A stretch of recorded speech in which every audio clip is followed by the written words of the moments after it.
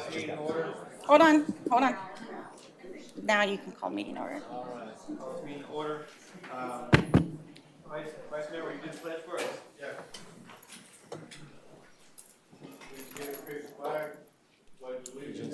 To the flag of the United States of America and to the republic for which it stands, one nation, under God, indivisible, with liberty and justice for all.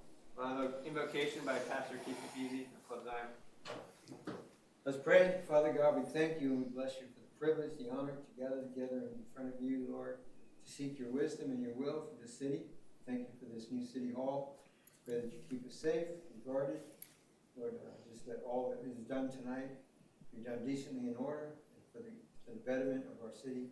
We thank you for all those who serve here. We ask this in Jesus' name. Amen. City Clerk, roll call. Commissioner Jackson? Here. Commissioner Hutchison? Here. Commissioner Tumulty? Here. Vice Mayor Williams? Here. Mayor Capizzi? Here. Motion for the agenda. Mayor, I'd like to pull G3, but move to approve the agenda with G3 pulled. Second. Got a motion and a second. All in favor? Aye. Motion passes 5-0. Any public comment about items that are not on the agenda? Hold on. Come on up, Rick. Name and address, 3 minutes. Rick Anderson, 1800 Minutemen Causeway. This is really exciting being in here. So next year, this is something that's dear to me and I think to all Americans. Sorry. Oh my goodness. Whoa. Next year, we're going to be celebrating 250 years of America.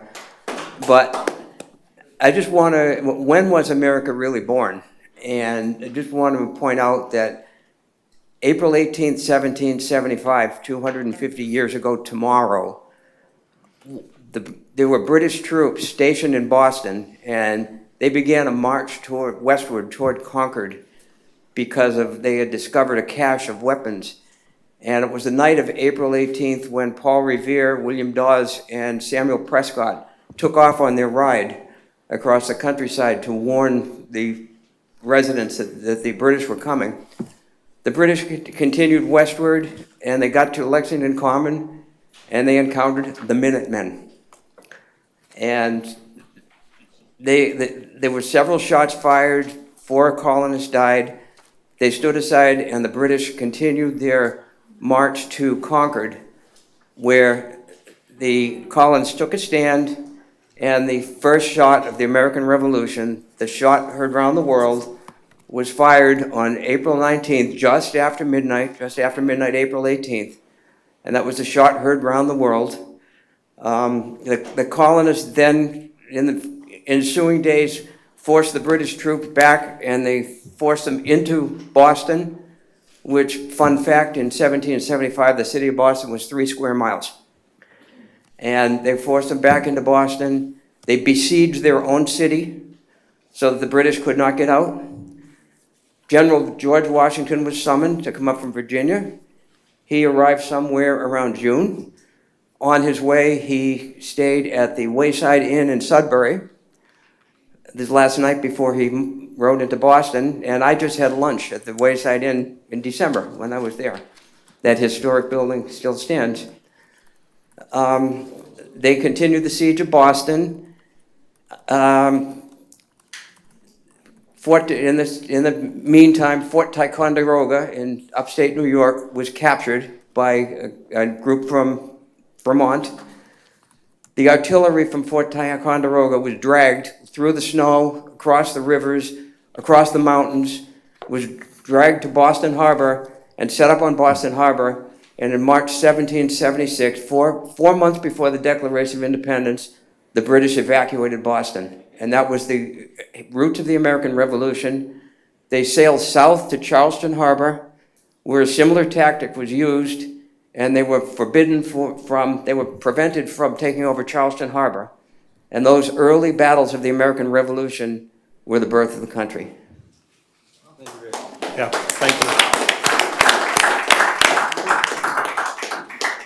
That's kind of impressive. Any other public comments? Ms. James. Well, good evening, everybody. This is really a treat for me to come here for the first time. I didn't know where to park, where to stand, where to sit. Lots of room for everyone. I am really wowed by how beautiful and bright everything is here. I just hope that you'll be able to see what's going on out there in case there's an emergency. Like in the old City Hall, we could look out the side window and see what was going on Minutemen when one of the tiki huts caught on fire. The police chief and the fire chief were sitting in the back of the room, and I watched them pick up their phones, and then I heard the siren of the fire truck come around, and I'm like pointing. The fire's like right there, right across from City Hall. But anyway, it's lovely, and I think everybody will enjoy it in the 50 years to come. I wanted to address something about the budget. I had heard that, for example, that some items on the budget are private or privy to certain people in the City Hall. And I would just like to know if, I thought it was all a public record. So if one has a question, how do we address that? If we ask the attorney, submit a FOIA, something like that, to get the information that's on a particular line item. And last but not least, following Paul Revere, I noticed that the flag on State Road 520 at Bicentennial Park should be illuminated at night or lowered. I'm a big flag wonk. It's just a beautiful flag, or not put it up at all. Okay, thank you. I prefer it being lit. All right, any other public comments? All right. Staff reports.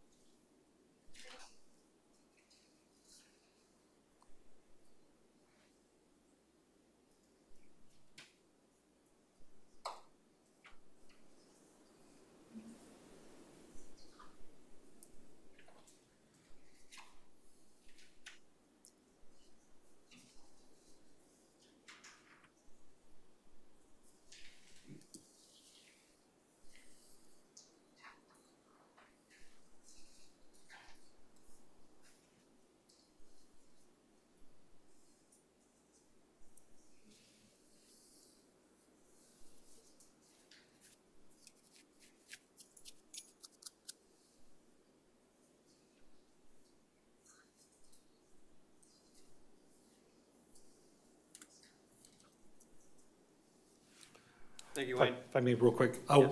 Wayne, what was the address on that property? Was it 3600? 3570. 3570, okay.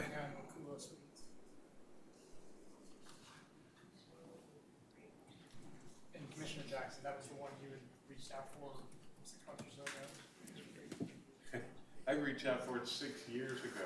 No, I think it was like, when I was on the commission, we were looking at it actually, so, yeah, it could be. It took them that long to deservice it, sure.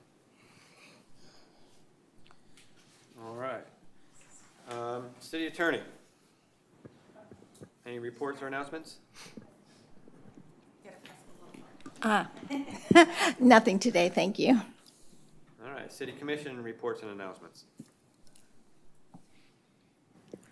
Yeah, going back to the property there on Ocean Beach Boulevard, you know, ever since they tore that old radar station down, I have my eye on that property, and I understand due to my work for the government how the pecking order goes for who could get it, because if it's no longer any use to the Air Force, then they offer it to any other armed services, and then they offer it to any other department in the federal government, and then it comes down to the state, the county, and the city.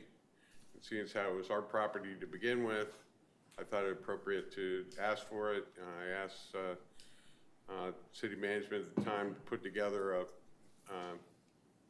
or city management at this time, to put together a depiction of what we could do there, and what we presented and what Wayne presented was an ADA park where we just have about 6 handicap parking spaces with handicap bathrooms, and basically just be a walkway through there to the beach.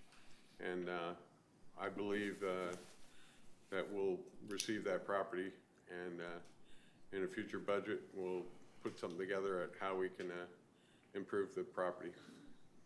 Other than that, glad to be here in the new City Hall. I think it came out great. And I welcome y'all to come back for the ribbon cutting on May 1st, I think it is. And get a chance to walk through the whole building and see all the departments. That's all I have. Yeah, to go on with what the city manager mentioned about the tennis courts, this started a couple, maybe 3 months ago, looking into potentially changing the contract. I believe someone on the leisure board may have spoken to each of the commissioners, so you're aware of the situation, and it's very positive for the city, community, and everyone involved. So I'll bring those details on an agenda item to for the next meeting. Thank you. Yep. Anything, Josh?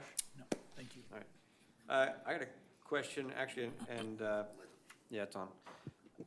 Scott, I don't know if it's out of order, but do you have any updates on the parking garage elevator?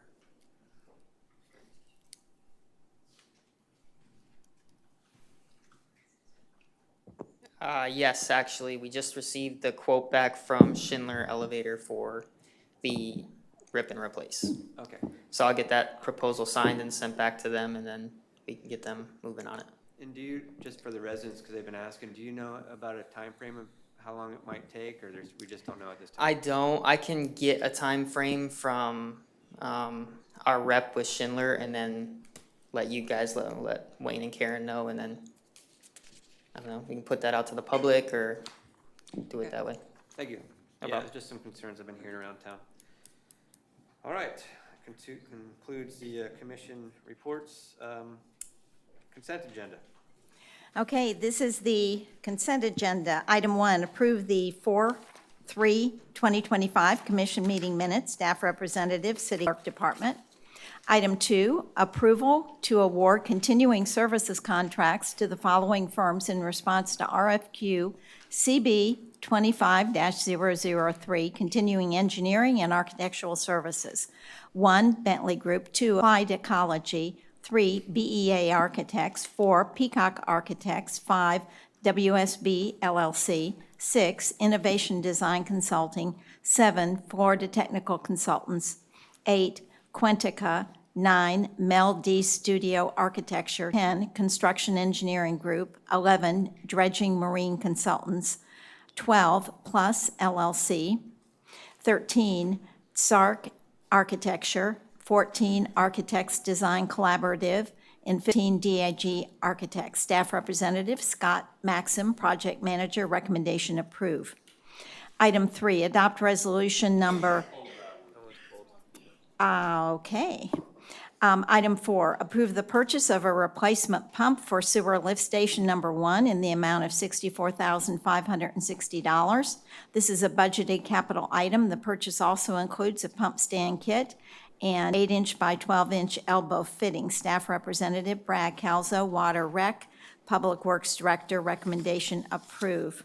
Item 5, enter into a memorandum of understanding between the City of Rockledge and the City of Cocoa Beach for the formation of a joint emergency response team. This was added for 17/25. Staff Representative Wes Mullins, Police Chief, recommendation approve. Move to approve as read. Second. Motion and a second, all in favor? Aye. Aye. All opposed, motion passes 5-0. Items removed from the consent agenda. Okay, this is item 3, adopt resolution number 2025-06 to execute amendment number 01 to the current interlocal agreement between FDOT and the City of Cocoa Beach for construction, operation, and maintenance of Bicentennial Park. This amendment provides specific provisions for construction of the improvements currently in progress and specifies the city's obligation to maintain and operate any additional features constructed on the property. Adoption of this resolution and execution of the amendment are requirements of FDOT. Staff Representative Scott Maxim, Project Manager, recommendation approve. Move to approve as read. Second. Got a motion and a second. Any discussion? Yeah, the question I had is, I didn't see the Exhibit A, so I understand the agreement. We are taking over the funding, but I didn't see what scope was in the Exhibit A. So I don't know if Scott or whoever's got that.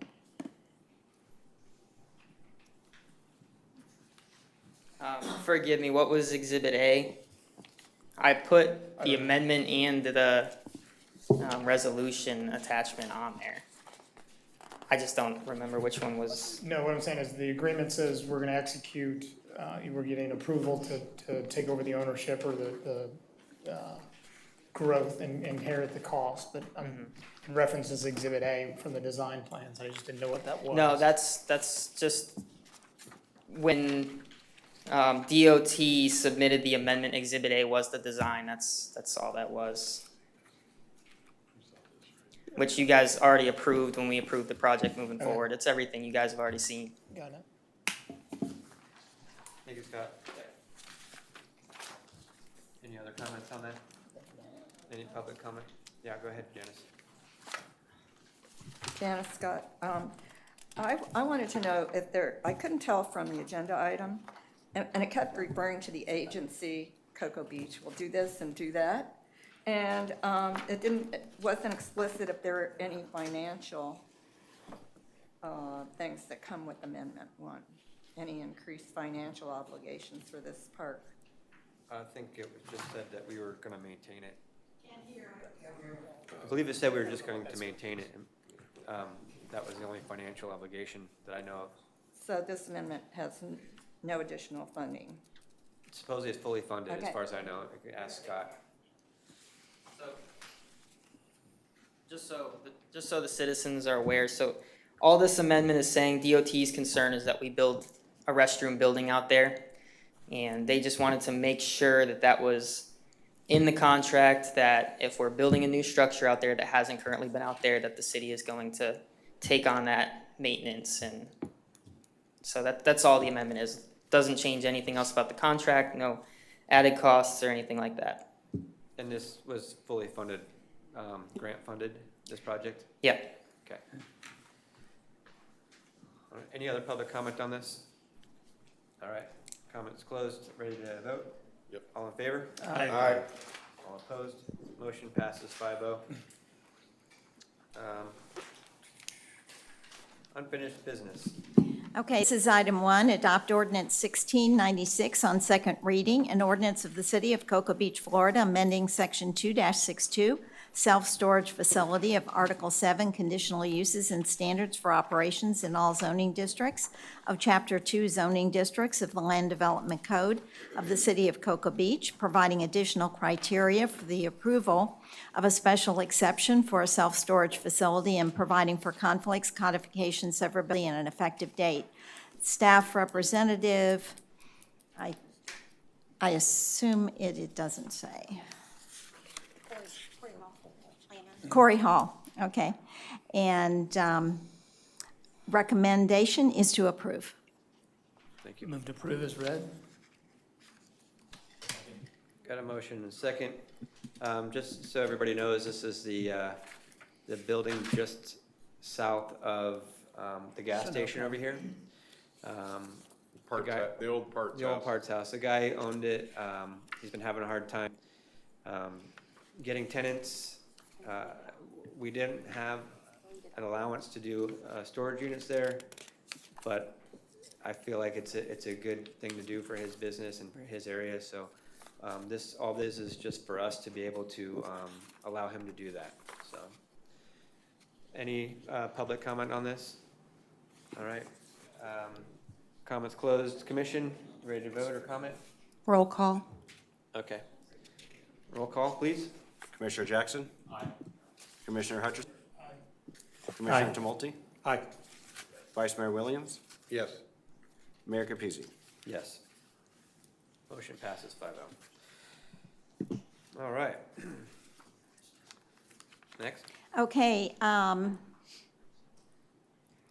item 2, adopt ordinance number 1697 on second reading, ordinance number 1697, an ordinance of the City of Cocoa Beach, Florida, amending Chapter 26.5, vacation rentals of the Code of Ordinances of the City of Cocoa Beach, providing for miscellaneous changes to findings of fact and definitions, providing for updating grandfathering provisions, providing for additional and/or revised methods of enforcement, registration and penalties for violations of vacation rental regulations, providing for violations of chapter, providing for temporary suspension of certificate of registration, providing for exemption for pre-existing rental agreements, and providing for conflicts, codification, severability, and effective date. Staff representative, City Commission, recommendation adopt. Move to adopt on second reading. Second. Got a motion and a second. Any comment by commission? Any comment, public comment? Lisa? Good evening. My name is Lisa Bosch, and I am here as counsel and also as a property owner. So I was practicing land use and environmental law with zoning law for about 34 years down in South Florida. We own the building located at 141 California Avenue. It is land use redevelopment district and zoning gateway. So transient lodging is permitted. It's a permitted use there. We fought very hard about 3 or 4 years ago to get rezoned because downzoning on our property occurred when my father owned it, and we lost the ability to put units on there. This ordinance really does concern me.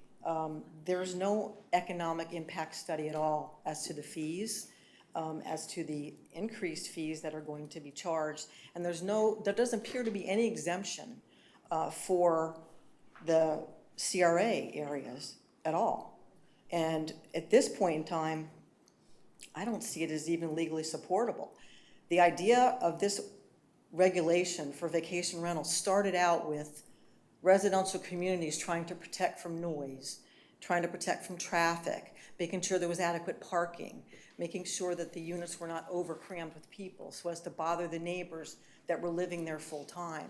My apartment building has been in the same place since the 1960s. There's no noise, there's no traffic problems, and there's no issues in the gateway. And I think it's time that the city really look at how we want our gateway to actually look, because we have no idea, and there's no stated purpose in the ordinance to understand why we're expanding that ordinance out of the residential areas that it was originally intended to protect. What's going to happen to a small apartment building with 12 units with those fees is it's going to put us under. and there's another small business that'll be lost. And I think community redevelopment areas are supposed to be something that attracts tourism and it actually gives a short-term rental places to stay. And I'm shocked that so many changes happened from the first reading to the second reading, which, as your city attorney will tell you, there's only supposed to be changes for Scrivener's error, but yet we put an exemption in for an existing 50-story building to be completely cut out of these regulations at all. But then the rest of us who are in the same areas by right, with the zoning that's by right, appear to be regulated by this ordinance, unless I'm reading it wrong. And it concerns me. And I'd ask you to vote no, or at least pull it and look at it more carefully. Thank you. Thank you, Lisa. Do you care to comment on that, City Attorney? The issue with regard to the districts that it would apply to was discussed by all 5 of you, and your determination was to include all the districts except for that one building, which did many, many, many years ago come forward, and they were specifically permitted to essentially operate almost similar to a hotel. So that was accepted. With regard to making changes, for second reading, it certainly can be much more than Scrivener's errors that can be changed. That's the reason there are 2 readings. You get an opportunity to discuss what is, on the table, and you can make changes. If there are massive changes, then it's a good idea to start over.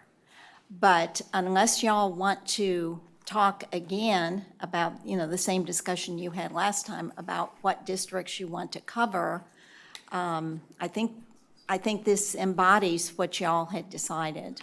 So it was my understanding that was anything that was currently zoned transient or was a transit building was not going to be included in this bill. I didn't realize it was just the one building. It was just that one.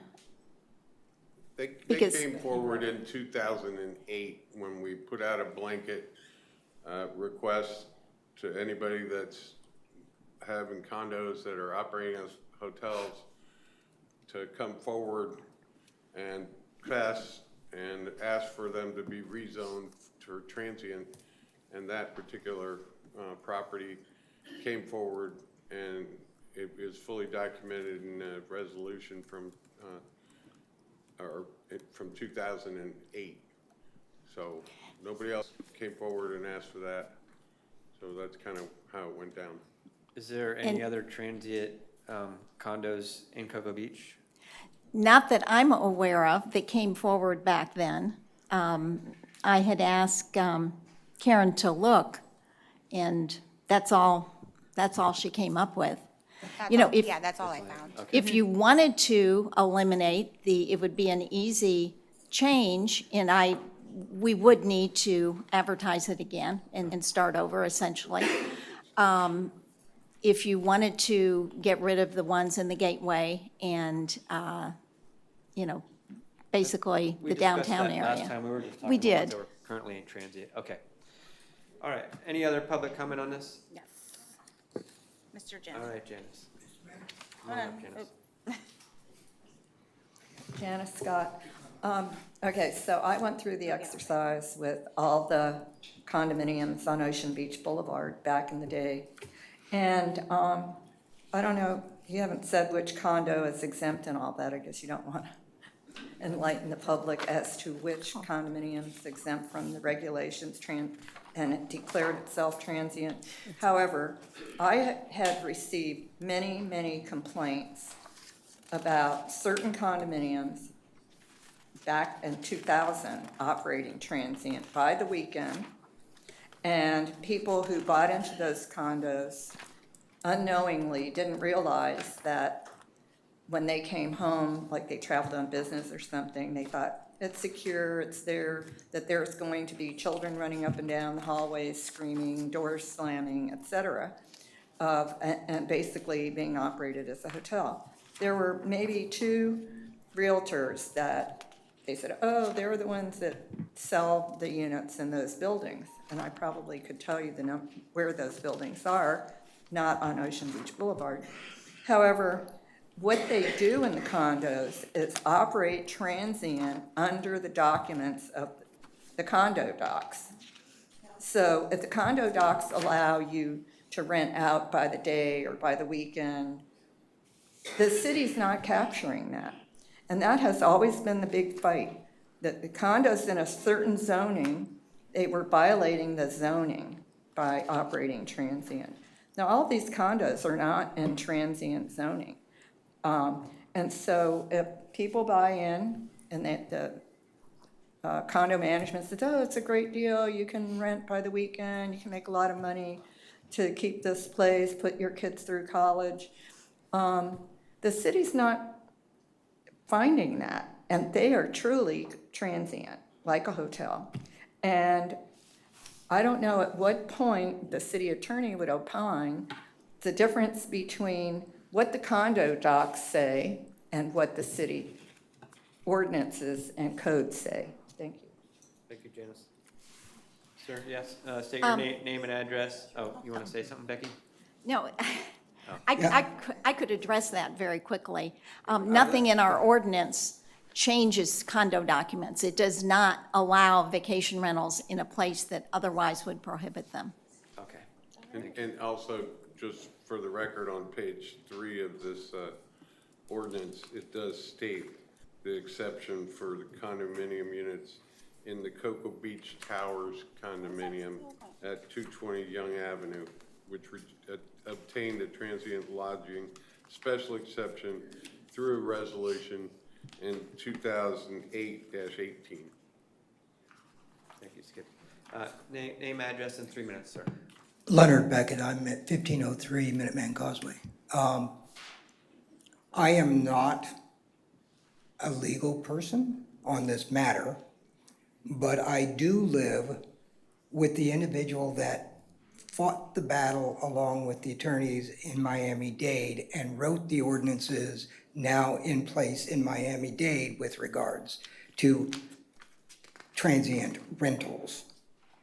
And we have been watching you all discuss this over the last few meetings online, and he has strong reservations about what you're doing being legal. He went through this fight, and it was not a cheap fight. They had both VRBO and Airbnb attorneys fighting the county, who has, I don't know, 60 or 70 attorneys. Their attorneys would not allow the types of fees that you all are wanting to impose on the short-term rentals. So again, I'm not the professional, but I can tell you that the professional has reservations about the approach that you're taking. And that's all I've got to say. So I would urge caution. Thank you, sir. Give one more comment. Okay. Lisa? Nope, not Lisa. Oh, For some reason, it's just coming up as Lisa. Oh, do I have to give my address again? Just name and address, yeah. Jim Vedic, 110 Melbourne Avenue, Indiana. Is this the one that's talking about all the budget stuff for the cost of? This is not the, this is not the No, deal. this is, and then is this the one about, the page that I printed up, so the costs, is that this one? That's the next item on the agenda. So I'm at the wrong spot. Yeah. You can come Sorry, up again. dudes. That's fine. Thank you. Next one? Okay. All right. Call the question. Roll call, roll call, please. Commissioner Jackson? Aye. Commissioner Hutcherson? Aye. Commissioner Tumulty? Aye. Vice Mayor Williams? All right, Mayor Capizzi? Aye. Motion passes 5-0. Number 3. Okay, this is item 3, adopt resolution number 2025-07, a resolution of the City Commission of the City of Cocoa Beach, Florida, providing legislative findings, amending resolution number 2025-01 by changing vacation rental fees and fines from those set forth in that resolution, setting forth estimated costs to regulate vacation rentals and a formula to use to determine the registration fee for vacation rentals based on maximum allowed occupancy and computation based on maximum number of guests allowed in the vacation rental, and providing for severability and an effective date. Staff representative, City Commission, recommendation adopt. Move to adopt resolution 2025-07. All right, we got a motion? Second. Got a motion, a second. City Clerk, are you able to put the fees up so everybody can see them? Give me a second. Okay. Before we get to that, can I ask Becky a question? When we're talking occupancy, I got some emails about, people that said, okay, I'm rated for 4 people, so I did 4 people, but I don't count adolescents, children, babies, any of that. So does this need any kind of definition as to what's considered an occupant by age, or is it just a human being? It is what we allow, which was in the document that we just adopted, is 2 persons per bedroom plus 2 persons, assuming that the living room might have a fold-out sofa or something. Right, understood. And it does not, I mean, a 2-year-old is a person. It doesn't count dogs or anything, but it According to the does Coast count Guard, people. If you have 4 people on your boat, it doesn't matter. 4 souls on board. Yeah. So, Okay, I just wondered if we needed to clarify that, because there'll be people that say, well, it's an infant, it's always with his mom, thank you. Put it on a read. what? Yeah, if we don't need Yeah. to mess with it, then we don't mess with it. I don't think so. And the way we're going to, the way the fees are done now, it's based on the number of occupants which you are registered for. And for instance, if you've got a 2-bedroom unit and you don't want somebody sleeping in the living room, you could register it for 4 units or four guests. But when you advertise, if we see that you're advertising for 6, then you will get pretty hefty fines with regard to that. So I would recommend that no one come in and try to save a little money by registering for a lower number than you're allowed to have, or at least certainly not a lower number than you're actually going to be advertising for. So, Thank you. I've got a question. Yes. It's something that I think happened over this past week. If we've got a short-term rental, they have 8 people, they allow 8 people. They have it explicitly written on their listing. But the people renting brought 13 people. How does that work? Would the renters be fined, or would the person with the rental be fined? They would actually both be fined. Even if the renter explicitly put absolutely no people past 8? They have a duty to manage their vacation rental, so they shouldn't rent it out to people that they wouldn't trust, and a lot of vacation rentals have restrictions on ages. They don't rent it out to just a bunch of college students or fraternities or whatever, because that's the sort of thing that happens in those circumstances. But So both the renter and the people renting will be fined? yes. Our and fees it's- here. And when we were talking about nuisance properties and stuff like that, if someone gets a bad batch, have we gotten deep into how we would consider something a nuisance property or anything like that yet? There are guidelines in here if they are advertising for more, which happens all the time. If they're authorized to have 8 people and they're advertising for 12, or if they are doing, other things which are blatant violations, if they are letting their renters park all over their front yard, that sort of thing. These are all dealt with in the ordinance that we just adopted. Okay. And I will tell you that with regard to, if they're only advertising for 8 and there are 13 who show up, and the only way we're going to know that is if a neighbor turns them in. Right. And then what we would do in those instances, there would be a warning. And the warning would go out, and the owner of the property would need to get those people out of there, or at least the 5 that are there extra. And so there wouldn't be a penalty involved in that, but they would have to get them out. If they don't get them out right away, yes, there would be penalties. Okay, thank you.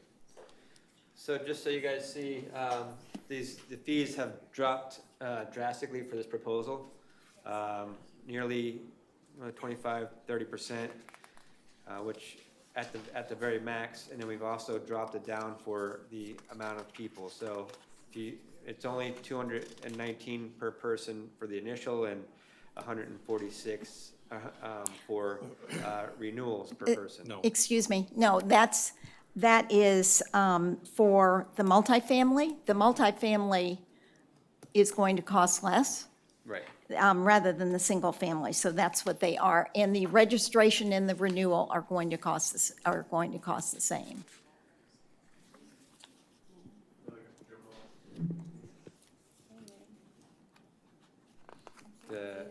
So I'm confused. Okay, you come in and you register it for the first time.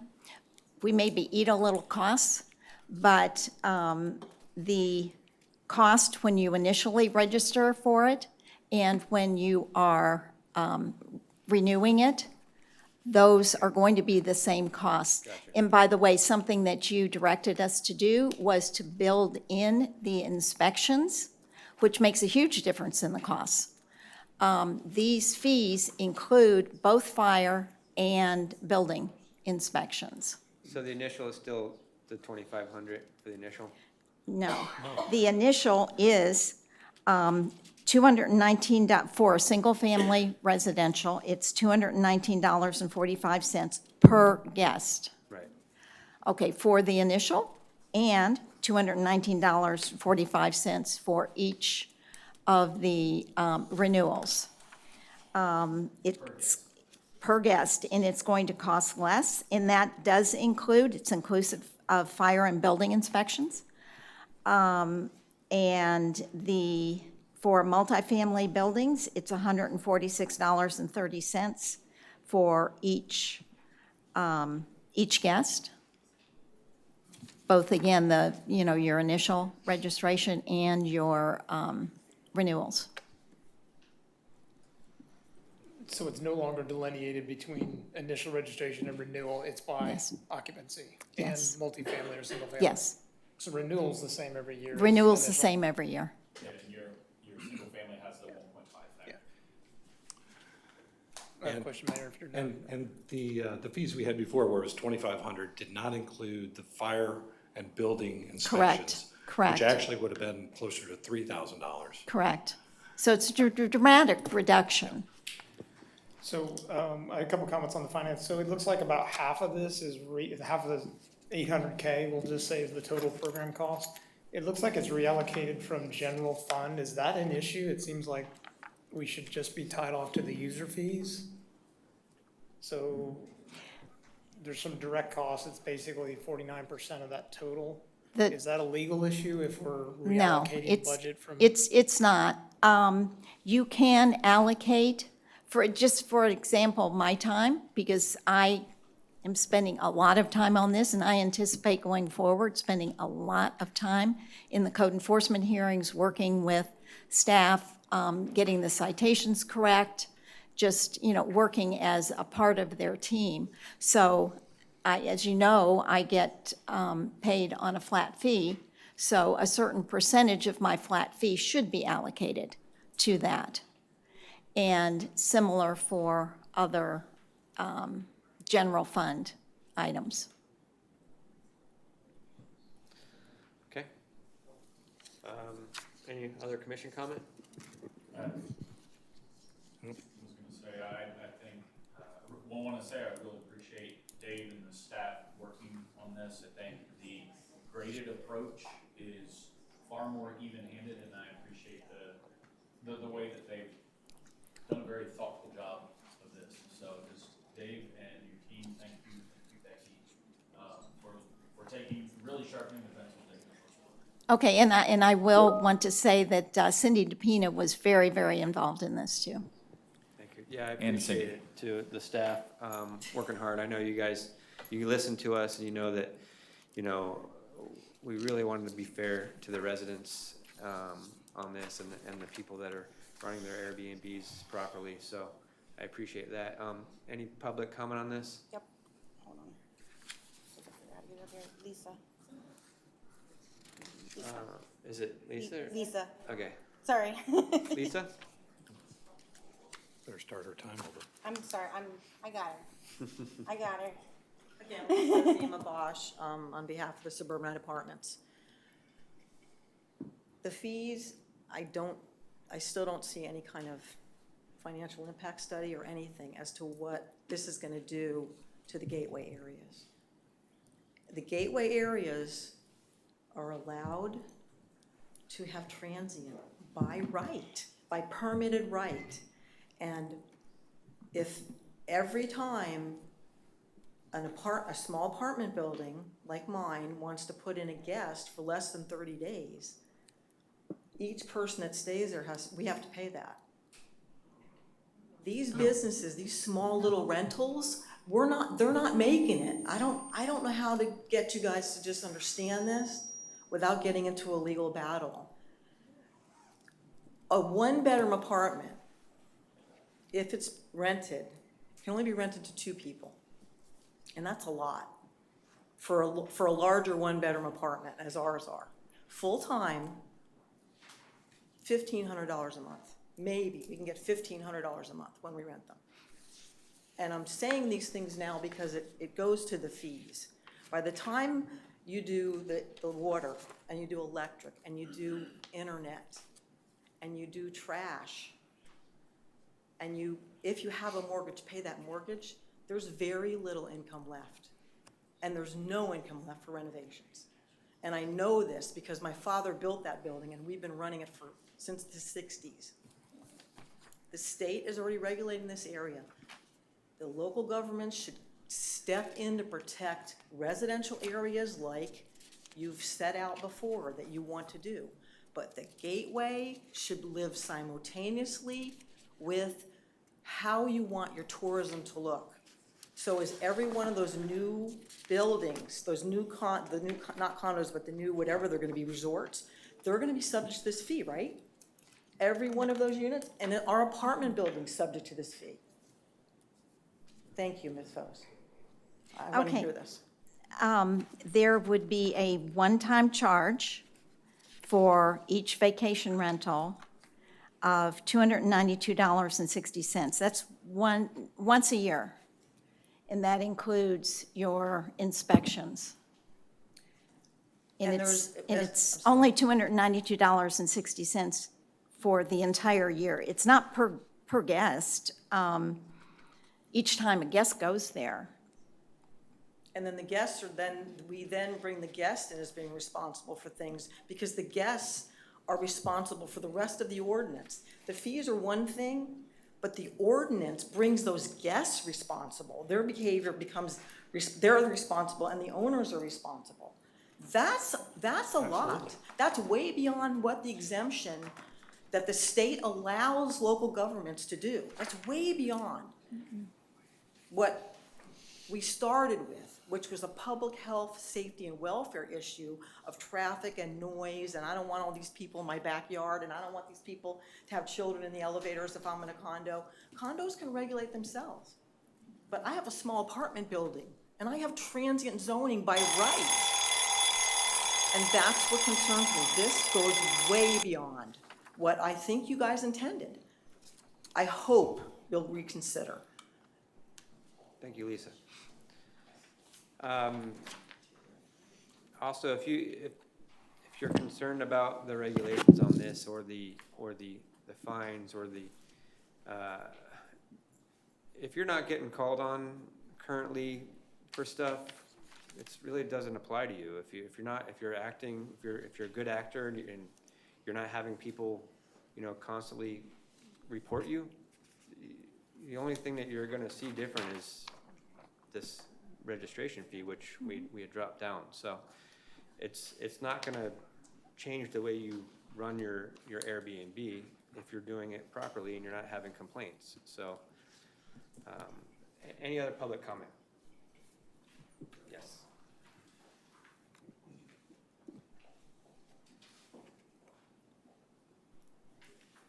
Catherine Funderburg Swingle, Cocoa Beach resident.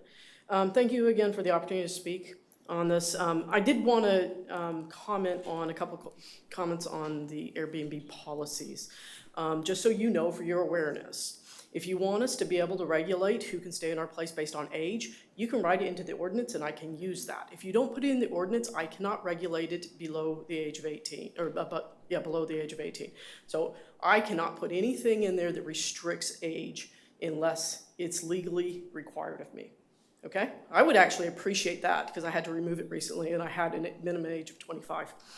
The other thing, Airbnb does not count infants. So if I advertise for 6, which would be my max occupancy, and somebody brings an infant, they don't count that. So I advertise as 4, I can legally take 6, but I just do that because of the size of my place. So there are people that might be caught in that. So just as far as understanding the policies that Airbnb has out there.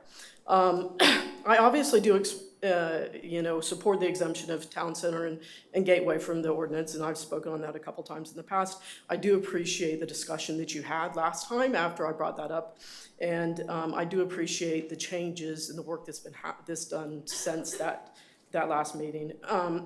Again, I appreciate the thoroughness of the basis estimate that you used, and I appreciate the fact that there's some numbers behind it now that help to substantiate it. As both Cocoa Beach residents and owners of vacation rentals, we do want this program to work.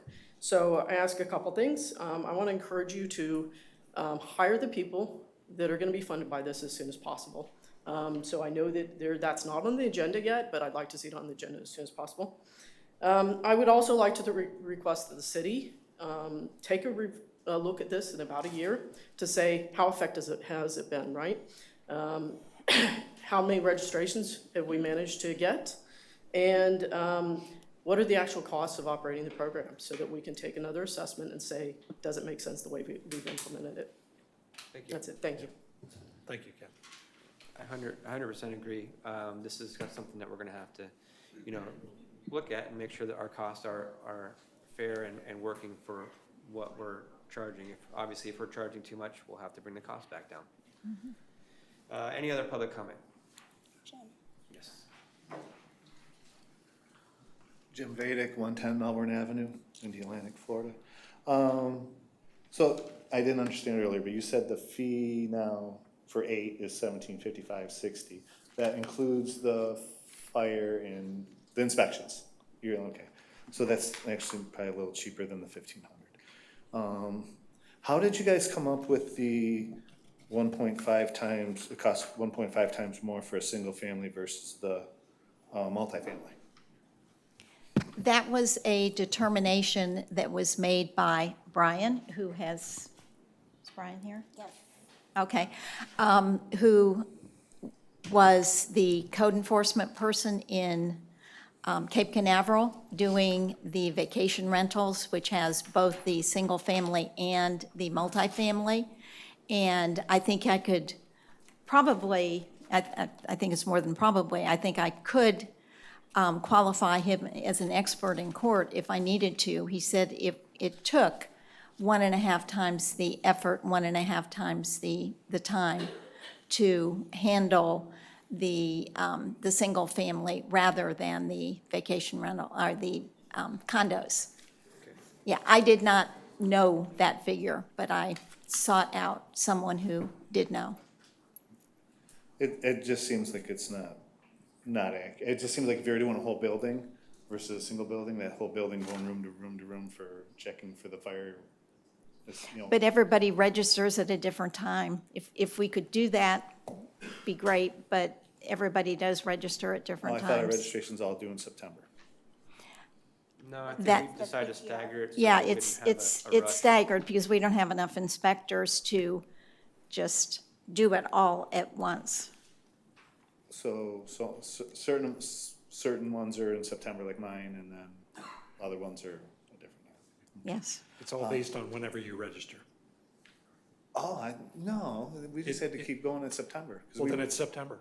That's what you're September, but somebody else that No, we didn't registers register in October. September, we registered in like December or something, but our renewal was September, and it's always been September since then. That's a the BTR. that's the BTR, which is a different issue. Okay.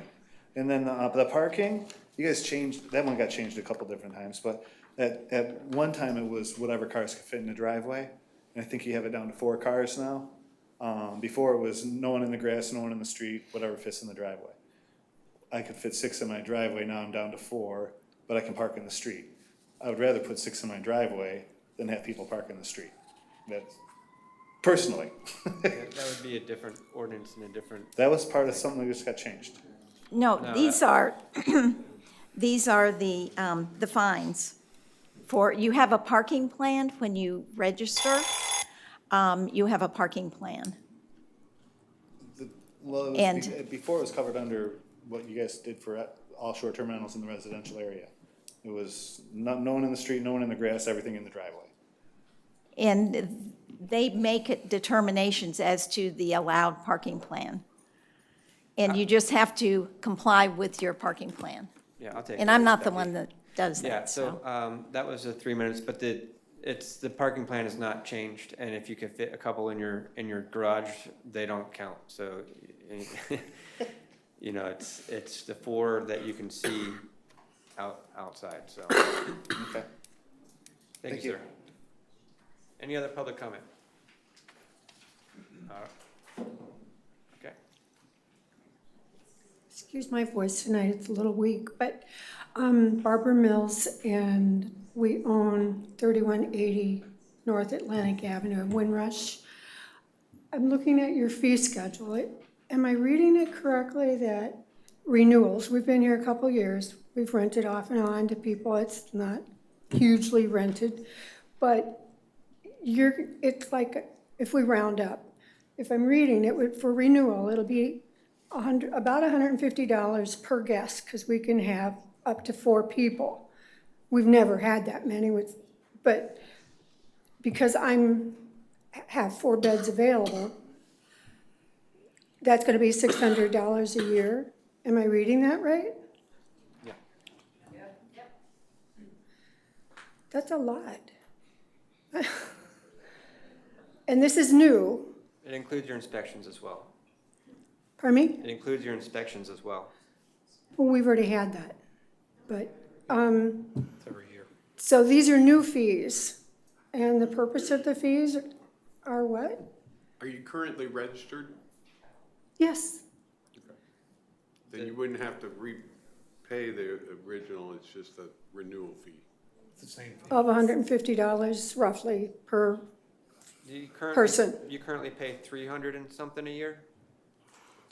I don't know what It's it like is. 360 a year, so you're going up It's- another $50 or something. But you're not paying for your inspection, so it's actually cheaper for you. Yep. You're actually paying less now. Okay. Thank you. You're welcome. Okay, any other public comment? All right, no, you already had yours, I'm sorry. That concludes public comment. Let's do the roll call. Nope. Or no, It's voice vote. Voice vote, Oh, resolution. all in favor? Aye. Aye. All opposed? Motion passes 5-0. All right, new business. Okay, item 1, requesting the commission to provide a path forward for staff regarding hiring for the city manager position. Potential costs incurred for filling this position is unbudgeted for fiscal year 2025. Effective August 31, 2025, city manager Wayne Caragino will be retiring from the city of Cocoa Beach after 17 years of service. Staff Representative Cindy DePina, Human Resources. Director Karen Groom, City Clerk, Assistant City Manager. Recommendation, provide direction to move forward. Just a question. I see now we have a recruitment services task order dated yesterday from Capital Strategic Solutions. Was that posted on the agenda? Because I didn't, this is the first I've seen it. No, that's just a sample. Today, I put a small bucket there for each of you, and in the front of it is a list of options, whether we do a nationwide search through a RFP, a search using the vendor that we have with Capital Strategic Solutions, and a nationwide search through the Human Resources Department, and then any internal candidates that you may consider. What I've attached is, don't be alarmed by the scope and the size. It is a sample. If you were to, buy the biggest package that they offered, and it lists all the different things that they do, you can go through that, pick and choose if you want more, if you want less, if you don't want to use them at all. It was just a sample to give you an idea of what one of these agencies would do, and I asked them to include everything as a sample. So you can cut back that scope, you can add things, change things. One of the things that I did pull out was a marketing pamphlet that we used previously, because it was very dated, and I felt it better that you engage, let me know the direction you want, and then I can build something around that. So this actually has a pricing, only be billed for actual hours worked, services provider not to exceed $38,950. Right, and again, this is, if you look through the pages, it is. It doesn't break it down to à la carte anywhere. It just says it won't exceed that. So if you wanted everything, it wouldn't exceed that. Correct. And if you wanted to start scaling it back, I could, you direct me. If you wanted a quote, it doesn't mean you have to use them either. If you want a quote, direct me what are the things in here that you want to remove and what are the things you want to keep. And then I can go back and ask them to give me a quote based upon the direction. And I understand that pricing does not include advertising costs, which would be paid separately by the town. But it doesn't say anything about, is any travel costs for them, is that over and above It this is. $38,000?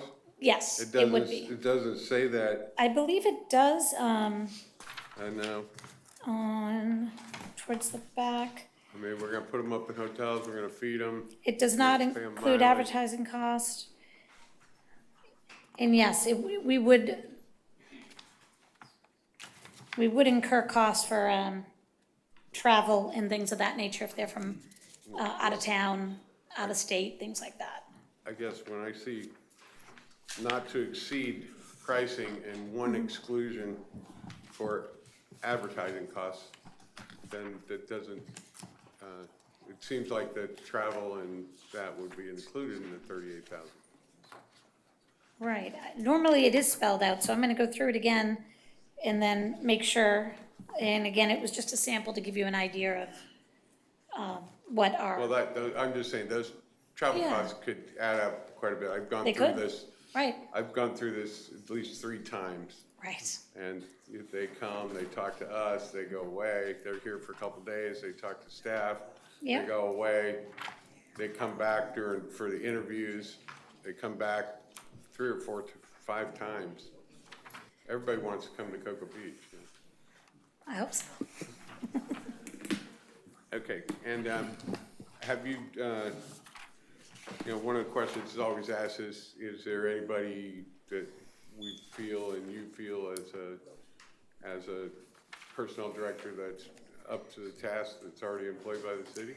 I think that if you are interested in internal candidates, you probably have a couple of people that would be interested in applying. Do you think we should just have them, well, because it'd be up to the rest of the commission? It would be, yes. They would have the opportunity to apply just like any other candidate? Yes, and if you're interested in offering it as an opportunity to interview for internal candidates, you can We can post it internally, that's of no cost to, no additional cost, and have applicants forwarded on before you go outside. You can see if any of the internal applicants would be acceptable or fit the criteria you're looking for. Okay, thank you. All right. I have a question. So basically, from bottom to top, internal candidate, if we decide to go that way, it costs nothing, $2,000 for a nationwide search, just throwing it out there. 39 plus for the continuing services. But that's not just anyone that applies. There are interviews, phone interviews. Right. They've got to give us a, some of them are 20 page, 30 Right. pages of documentation that we'll go through to break it down to typically maybe 3 or so. Yeah. That we'll talk to and interview on the phone before we bring them here to do an in-person interview. Right. So it's not like we're just bringing No, absolutely people here not. to Cocoa Beach. Their activities, they list what they would do, and again, as much or as little as you want. They can do outreach to the community, they can do online surveys, they talk about stakeholder interviews, commission, department heads, things like that. So the agency themselves would spend time in the city before they even recruited. And how much is the nationwide search through a vendor? I would have to put out an RFP, but typically a headhunter, for lack of a better term, an executive search firm charges anywhere from 25% of the base salary or up, and sometimes they'll charge 25%. They'll include other amounts, like benefits that come along with the position. So they'll add all that in, and then it's 25%, sometimes 30%, but I'm pretty good at negotiating them down if they want the job. So at least 50 grand, probably closer to 60 or 70. Actually, what I wrote down is that you're looking at about approximately 50 grand on the lowest end. Yeah. Yes. Okay. Commissioner Williams, you said you've been through this 3 times. What was the approach you guys used prior? I mean, I think we could do multiple, right? I don't think it's mutually exclusive. I think we could do all 3, definitely internal. And then we've got some runway for the RFP process. So I think we can do all 4 of them, but I'm just curious what historically we've done. Yeah, we've gone with where we did a bid, and let firms come in and say why we should choose them to be our recruiter for the next city manager. A couple of times we did it that way. This last go round, and of course we didn't do it for Wayne, but for the city manager previous to that, there's an association of retired city managers that basically does a similar job in recruiting, basically for free, less their travel costs. So all we paid was their travel costs and their meals when they were here and their lodging. So it was much cheaper, but Right. I can't quantify, lack of a better word, the bang for the buck versus using one of these professional firms. So. Right. And I think last time, one of the times, it was around 30,000, but costs have gone up. One of the things I did want to mention, please be aware that within Brevard County, you have Cape Canaveral, Palm Bay, Fellsmere, as well as the county manager who's announced retirement. So we're competing with all of those cities that are also challenged with finding a city manager right now. So I just want you to be aware of that. Do they all have a brand new city hall? You know, what do you consider brand new? I'm gonna throw it out there that if you watch their meetings and you watch our meetings, I think we show that we're a lot more level-headed and a lot easier to work with. I don't think we'll have as hard of a time, even though our pay is a little lower, and I honestly think our pay is acceptable for what we offer. Cocoa Beach is a really awesome place to be, and I think a lot of people would just love to be able to run one of the top 8 beaches in the, There you go, sales Right. pitch, right? There's the sales. So I'm going to tell you that I think Cocoa Beach is amazing. I agree with you 100%. But I'm going to tell you, I've been doing this a very long time, and you are not going to have an easy time finding a city manager. This is going to be an absolute challenge. And I talk to my counterparts all over the country. I have resources from Alaska to Florida and everywhere in between. And I'm telling you right now that this is one of the biggest challenges that they're facing in the municipal world, both at the state level for leadership and the municipal level as well. So I'm going to tell you, I guarantee you this is not going to be easy. I have one more thing that, we Yes, have a sir. it's not, I don't think it's in the, in our charter or an ordinance that a city manager has to live in Cocoa Beach, Right. but we've required it, you know, due to the fact of, you know, the cost of buying a house in Cocoa Beach is, far exceeds probably the income at this point from somebody to buy, that they could live basically in Brevard County.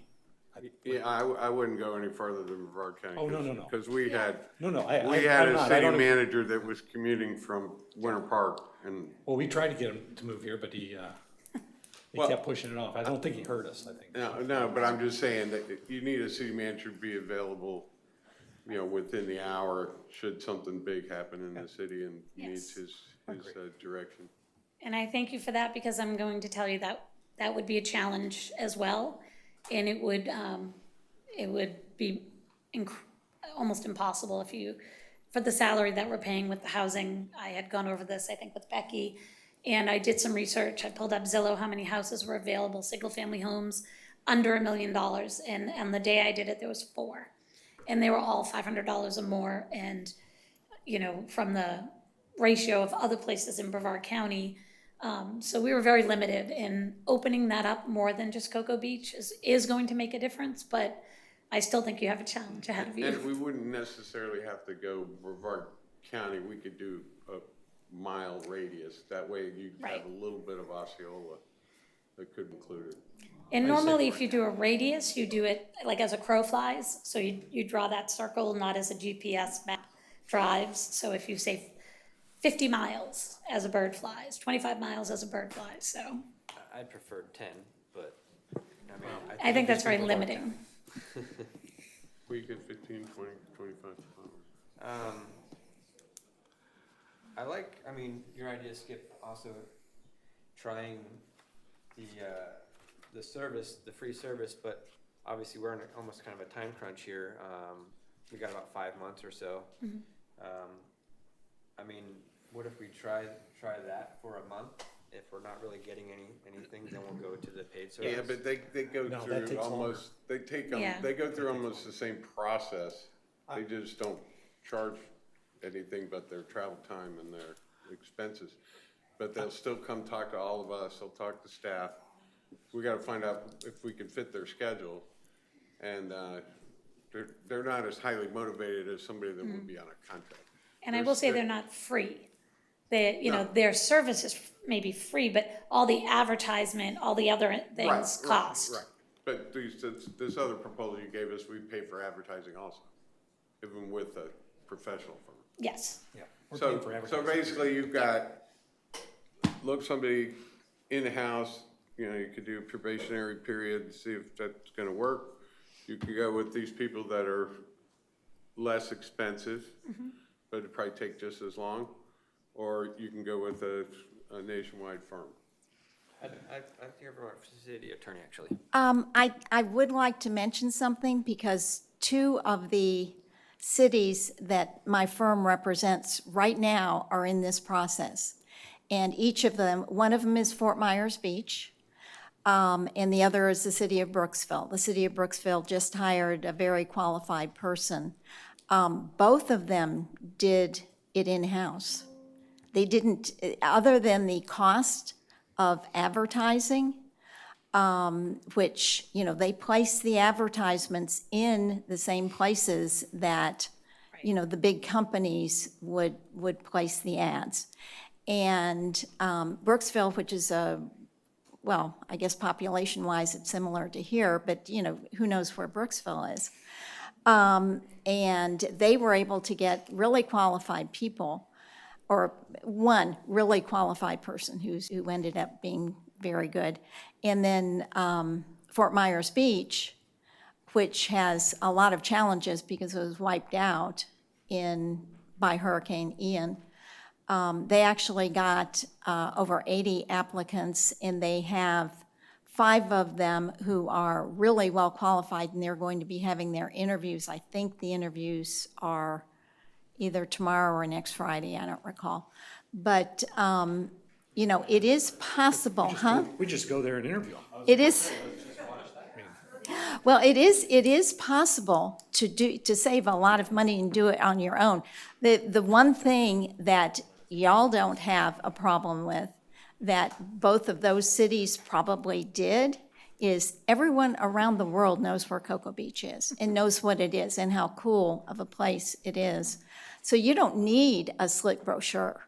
I mean, you say Cocoa Beach and people drool. So, you know, I just wanted to throw it out there because it is another option and it does work. And I could very easily, with an easy phone call, find out where all those things were posted for those 2 cities. And they got good responses, so. And the other thing is, we have our city records of all the wherewithal that went into those previous searches. Sure. And what they did, and the brochure. Yeah, we have all that. And all that. Yep, I looked at all of that. So it would be more work on us as a commission, but we could take that data, pick the things we like out of it, put together our own solicitation. Becky can get us where to send all the ads to. We might even be able to save some time, but we would have to have an in the sunshine meeting to go through that process to put together a package. And the way they did that in both cities was they sent out all the packet information, you know, the applications and the resumes and whatever people, you know, sent along. And they sent those out 2 weeks in advance to each one of the elected officials. And they went through them and they came to a meeting and said, I want to interview this person, this person, this person, this person. They whittled it down. That's how we did. That's what we did. Yeah, I mean, it's a quick, in both of those places, it was relatively quick. If I can interject, this is probably the biggest decision we're gonna make as commissioners. All right, it's very important to get the right person as the city manager, because they're running the city. I mean, we write policy, they run the city.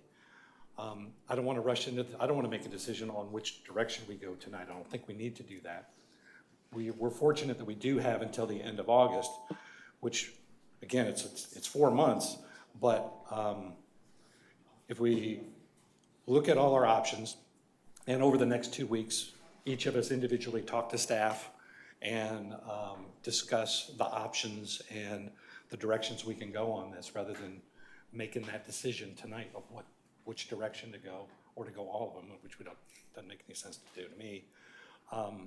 That we come back on May 1st and make that decision based on the information we get over the next 2 weeks. Okay, so for myself, Yep. I can say it at this meeting, I'd like to put Cindy and whatever staff you want to put together for work, and go ahead and build a package of what it would look like if we were going to do it internally as a commission. So we'll kind of get a feel for that at our May 1st meeting as one of the options. Okay, so I will also get you a list of all of and it's probably the same list that they use, so we'll, send it to me, I'll make sure I get them all. Sure. They're very common websites that we use for city managers, both locally here in the state of Florida, and then nationally, like the ICMA, the International City Managers Association, and there's several others that we utilize to find positions such as that. Right, but I mean, give us, what my request is, you can bring however many different packages for different options you want, but please bring one that says, if we as a commission did it internally. Yes, yeah, I was gonna put all the costs in there for you, all the different avenues, but by doing it ourselves, and all the different resources. and then you can decide which, But make it so it's A, B, and C, not all mushed together. you got it, no problem. Okay. The good thing is we don't have to pay any of these guys travel time or food costs or hotel expenses. All right? All Any right, other so questions? do we need a motion to table to the May 1st meeting for a decision? Yes. I make a motion, we table the decision on this matter to our May 1st meeting. Second. All right, motion and a second, all in favor? Aye. Aye. All right, motion is tabled. Number 2. No, we tabled tabling it, it till the so. next meeting. Next meeting. Okay, item 2, request for parking spaces at the Beach Island Resort Lessees Association, Inc. Daytime parking permits for guests that stay at the resort for the 11th Street parking area just down from the resort, next to Mar Blue Condominium. Requester Penelope E. Cosick. Recommendation discuss. Hi, thank you for having me. Penelope Cosich, 1125 South Atlantic Avenue. I brought the discussion up yesterday, last meeting, and things really haven't changed much. We've had some major issues. I get called at 3 in the morning because there's no parking for guests to park. And I'm out of parking passes for nighttime parking, which would mean they might get a ticket. Did you mind, real quick? Yes. I just need to make a motion that we would discuss it, and we didn't get a motion and a second on it. So let me just kind of do it in order here, and then have you come. Sorry about that. Motion discuss. Motion? Yeah. Motion discuss. Second? Second. All right, yeah, go ahead. You get to start over on your 3 minutes now. I have 3 minutes. You have 3 minutes. Oh, I'm sorry, I thought I had more time since it was on the agenda. We really need the passes because our revenues have increased drastically, this year versus the years in the past. And the fact that we've been there since 1950 and has been in motels and in a timeshare all that time says a lot, because we didn't really have this issue until parking next to us became paid parking. And then it became more of an issue for us. Like I mentioned before, we have 17 units, and we have 11 spots out front, and then we purchased the rental of 7 additional spots on 11th Street. And the problem with that is during the day, they've got to move their car or get tickets, or to have a guest who's going to be staying 2 days, 3 days, have to go get a parking permit just to be able to park there during the day while they're enjoying the beach and around the town. It's a lot to ask of a guest for a few days. Mhm. And we have currently, in the last, I'd say, month, lost about 3 guests because there was no parking and they didn't want to be where they couldn't have a place to park. Oh. Oh, okay. And so that's become a big issue. The parking has always been an issue for us, but, you know, the fact that we don't have enough spaces, and we're willing to rent the daytime spaces if at all possible, and attach them to our evening passes. So we have a complete 24-hour passing ability, or what would be involved in grandfathering us in to that. I know you'd mentioned that before. And did you find out any information with regard to the financials with the street down below 11th and on the other side? Yes, okay, but when you're done with your. Oh, my comments, 3 then- minutes? Yeah, then Oh, okay. I'll address all this stuff. The complaints don't stop with regard to parking. And like I mentioned before, the phone calls come from our host that they're sending us, the guests, that so-and-so doesn't have a pass. What are we supposed to do? And luckily, I've talked to Mar Blue, and they're able to take a few cars. But it's only rarely that they do that, and it's really affecting our revenues, you know. So, you know, I've got 53 seconds, so that's kind of where I stand at it right now, and we would really appreciate you thinking seriously about assisting us in the parking situation that we have. Okay, thank you. You may sit down, thank you. Okay. So I talked with city staff about this. Basically, I wanted to figure out a way that we can work with her because she's been around since before parking meters. So there's only a couple places like that in the city that have been around before parking meters when they just used to park on the side of the road. That was their extra parking. They never really had enough for what they were doing. And really, she's really one of the only ones that could be possibly grandfathered into something like this. I checked on the revenue for the three streets, I think it was 10th, 11th, and 12th, basically all the ones around her. An average of around 11,000 a year parking is what we received from that. I think she was wanting 10 spaces. I think we have 15 available. I personally wouldn't want to give up that many spaces on a permanent basis.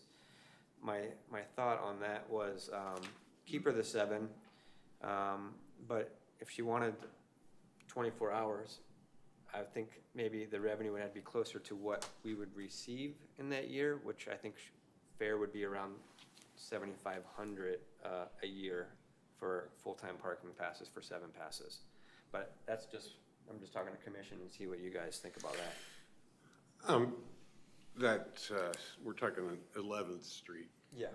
And that is a very highly trafficked street on the weekends for people that have parking passes. I mean, hardly any weekend day when there's any surf at all, can you go there and it's not filled with cars, okay? And a lot of them are people with parking passes that live in Cocoa Beach. And so that would, and it kind of has its own little vibe there at 11th Street too, you know?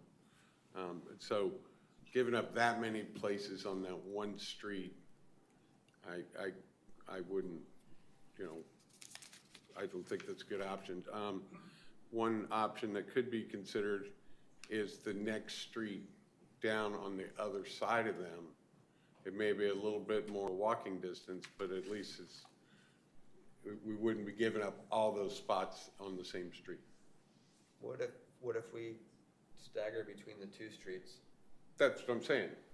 They already have the nighttime ones. Yeah, for the 7. For the 7. Right. You could actually up their nighttime ones if you want. I don't really want to give up more than 7 spaces. No, I'm just saying they're nighttime ones because people don't really go up there at night, okay? But I would think staggering between the two streets would be better than trying to basically give a business all the convenient local parking at a place that, you know, has its own little clique of people that go there from Cocoa Beach.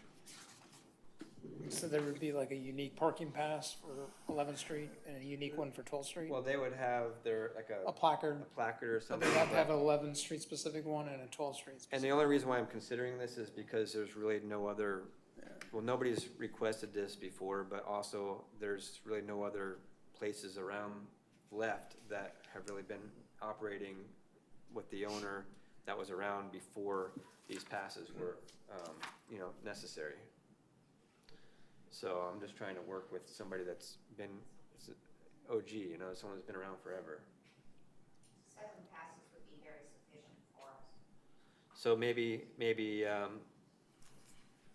three passes at 11th and 3 at 12th, whatever's closest to, or four. 24 hours. Yeah, 24 hours, 3 at 11 and 4 at 12.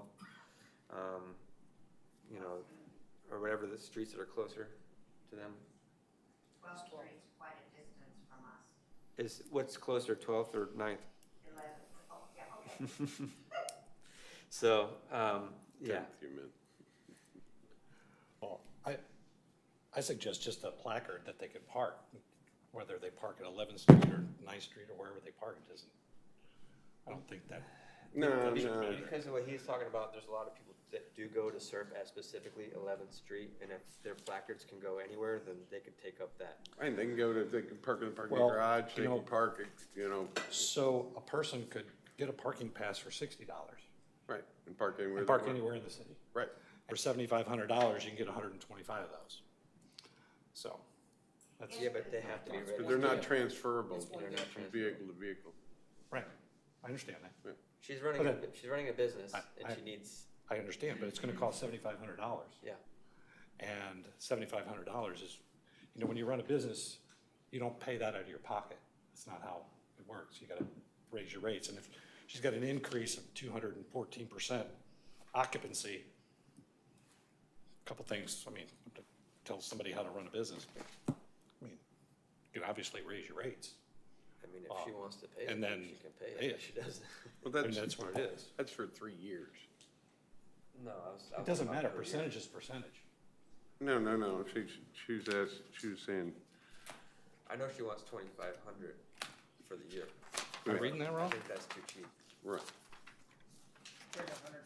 Our occupancy numbers have increased drastically this year, and we're bringing in more tourist dollars. Our revenues have increased 217%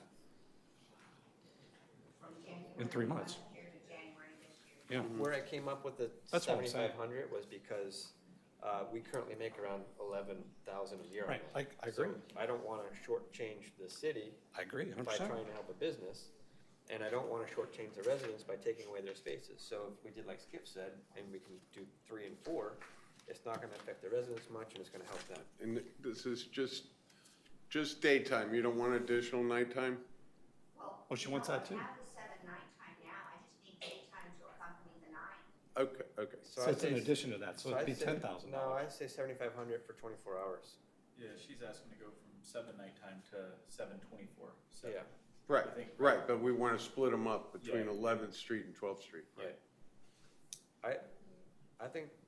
And you know, if people are on vacation, I mean, they can pull up and drop their luggage. They can go to 12th Street and park. They can walk down to the beach and walk down to the beach back to your hotel. I mean, how nice is that, you know? That's what most people want to do as soon as they get here. I mean, if I'm at the convenience store, where's the beach? Where's the beach? I can walk across that way, you know? So anyways, Everybody wants to go to the beach. I would personally be okay with that agreement, if you guys think that is doable. So let me ask, so right now, she's paying $2,400. About 25-ish. 25, okay, that's a perfect number. $2,500 for just nighttime. So we're suggesting the same number for daytime, which you calculated to be 11,000 for that area.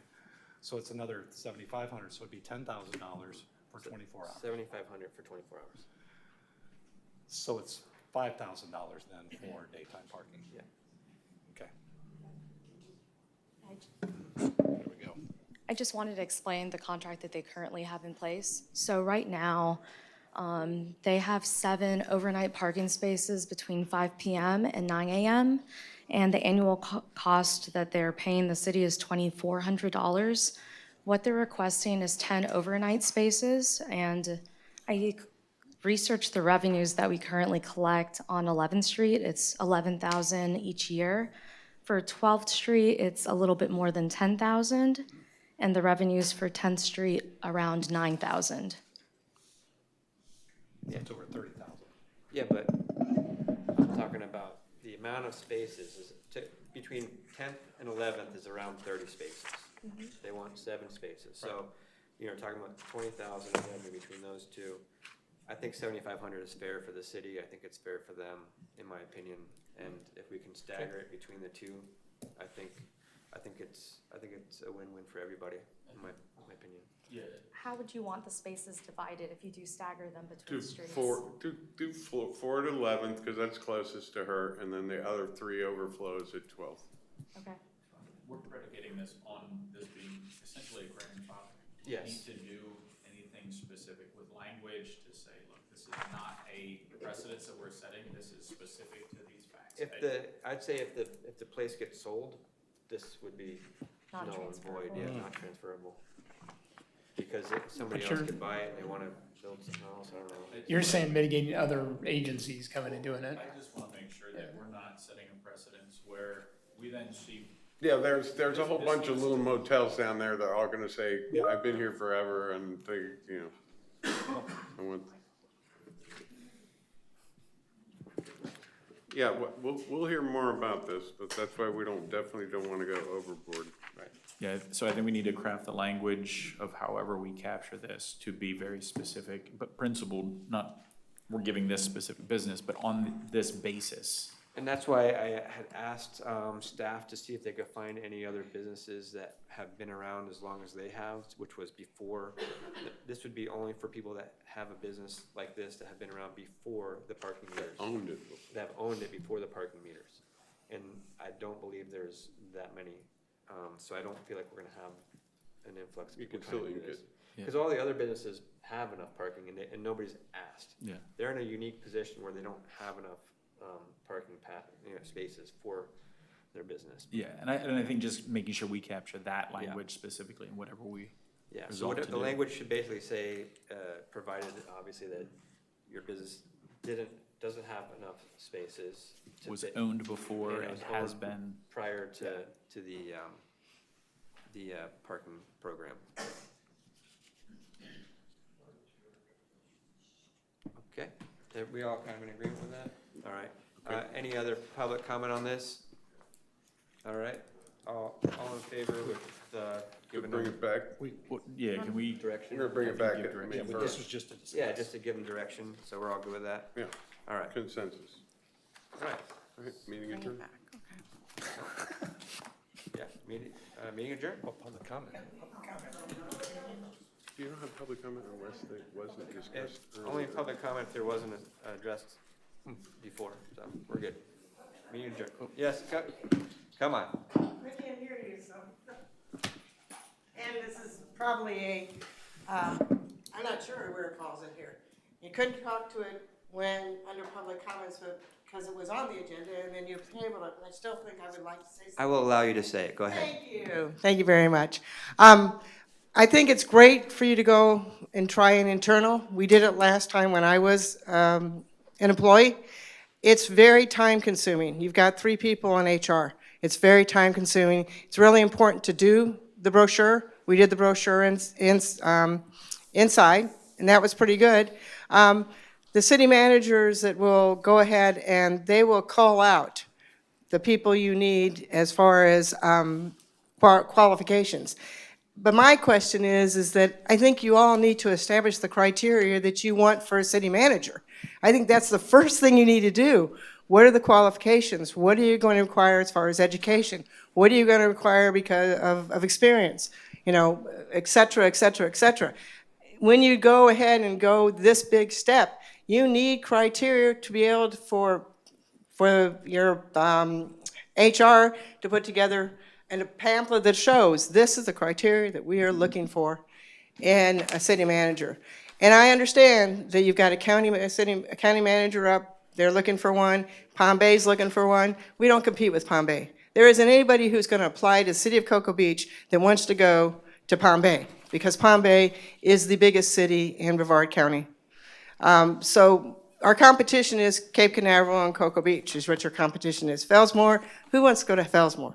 You know, let's be real. So, but it's going to be a difficult search because being in public service right now is hard. And you're going to encounter a lot of hard things happening in the next couple of years. And right now it's hard because your city manager is leaving you in a very poor position. You're in the middle of budgeting in August, and you're going to bring in someone new to come in right into the middle of budgeting. That's difficult. You know, maybe you ask him to give you an extension to make sure you get through the budgets before you go ahead and get a new city manager, and you take the time necessary. 4.5 months is really short-lived. That's my 2 cents on it, is that get your criteria together so we know exactly what we're looking at and make sure the public knows what your criteria is. Always we've done that. Always set up what it is. And not requiring them to live in Cocoa Beach is a good idea. It's always been a big challenge. Even when it was affordable, it was a big challenge to get a city manager. But I would limit it because Brevard County is 75 miles long. You know, you could be very far away from us. You know, take the compass out and see if you can come up with something in a reasonable, and look at the housing values, see what compared to what the salary is going to be, and if it's in the circle, that there's some places for her or him to live, that would be a good idea. Meeting adjourned.